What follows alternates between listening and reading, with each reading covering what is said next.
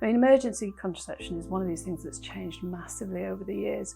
These days the medication is different, you're less likely to be sick at all with it, and it's very easily available. You can even get it online. You can certainly get it from pharmacists, but there's, GP surgeries are often open later hours these days, or there's walk-in centres. There's really lots of places you could go to get emergency contraception.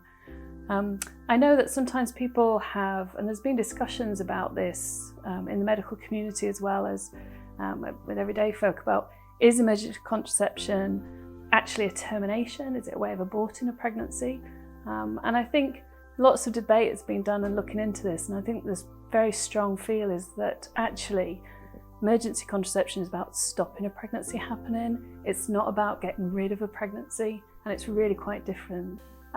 I think the other thing that's worth saying about emergency contraception is about time frame. The quicker you get it, the more effective it's going to be. So again, don't feel embarrassed. Don't apologise for being in the situation that you're in. If you think you're at risk of getting pregnant, do something about it.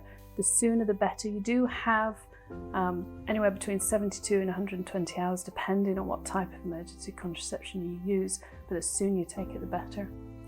I think it's also worth saying with people with pulmonary hypertension, although there's lots of ways you can get the emergency contraception, and certainly try those methods if you're stuck, there might be some hesitancy of prescribing that perhaps online or through the chemist, just because, if you do happen to be on other medication that they're not very familiar with.